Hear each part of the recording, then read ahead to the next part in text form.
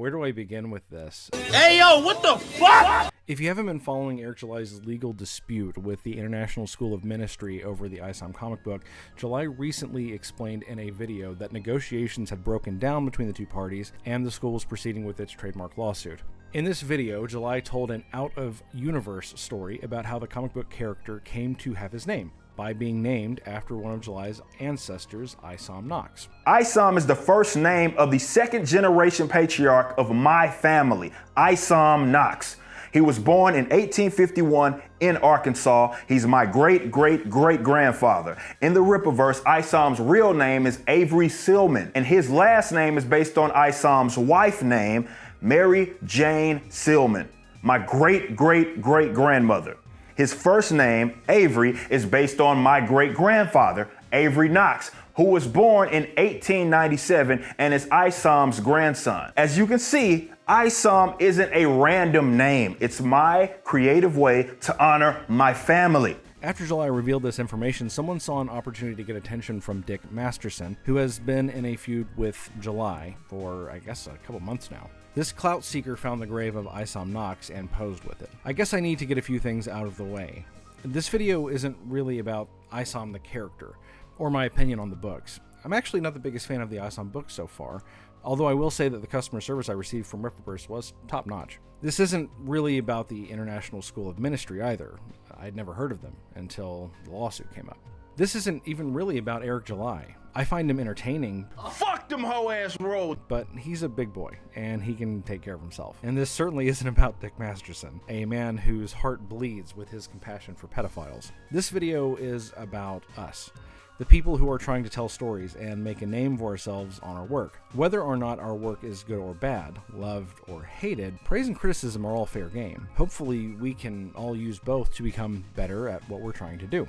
Like July, there are characters, places, and things in my stories that I've named after people who were important to me.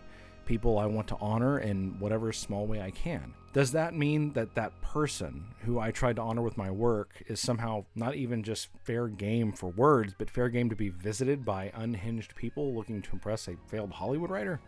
It don't make sense. How do we get from Isom is a bad book with a bad character to, look, here's the grave of the person he's named after. I put a bunny next to it. Could July handle criticism more gracefully? Was years of being the responding agency putting out a lot of negativity that is coming back on him now? Is revealing anything about your family to the wider web a risk because of how many mentally ill wastrels exist out there? Yeah, probably. But we can't control what others do. We can only control what we do. From observation, it seems like there are 3 steps to handling the internet and keeping your sanity. If I ever go off the deep end, please amend these steps as necessary. The first step is a bit of a balancing act, because it's not caring. The balancing part comes because if you tilt too far into not caring, you might become a burned out comedian who would sell women to Harvey Weinstein for credit as an extra.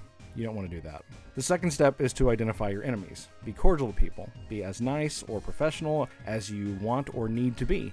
But don't assume that the people engaging with you are your friends or even intend to be fair with you. I'm not a practicing attorney, so this isn't legal advice. Just worth remembering. Especially when we've recently seen people obsessed with the Iron Age admit that they lie on Twix, Twitter X. And the third step is to fight defensively against your enemies. That doesn't mean if someone hits you, you hit them back equally. Sometimes it may mean that you don't hit them back at all. Sometimes it may mean calling the police and not speaking about something publicly. But it always means depriving your enemies of what they want. Trolls want attention, and starvation is an awful way to die. The links that some people have gone to try to harass and defame Eric July, as well as undermine his ability to do business, are honestly disgusting. But I guess we live in a time when it's par for the course. Far be it from me, with my 250 or so subscribers, to tell someone what to do, but I can't help but look back at the way July handled this thing with Masterson, whatever it is, and see ways he could have done things differently. However, after talking about this with a few friends, I don't really believe things would have gone differently if July had tried to placate his trolls from the start. I am convinced the borderline sociopathic behavior would have occurred no matter what. I know some people have blamed July's fans for escalating things with the Little Dick crew, while removing all blame from Dick himself for his repeated escalation of things. But anyone who says that is either being disingenuous or is a drunk idiot. Dick Masterson is a self-admitted atheist psychopath who is happy to use a Christian organization as a cudgel against someone in order to both hurt the ministry and his target while enriching himself. This isn't to call out atheists, it's to call out a specific psychopath. Dick was a big cuties defender, so I know he likes to get cute with technicalities and the language he uses to dodge responsibility. But I always try to place blame where it belongs, and I'm not going to blame July. This entire shit show is because of Masterson. He is enabling increasingly unhinged behavior that started to veer towards life ruination, and if he had a soul, he would probably feel ashamed for orchestrating it. On the off chance that your narcissism brings you to this video, Dick, all I really want to say to you personally is, hey Juju, how's it going? For everyone else, let's learn from this and keep doing our best to grow as creators and make the best books, comics, and everything else we can without letting people who contribute nothing distract us from our craft. Thanks for watching. Excelsior.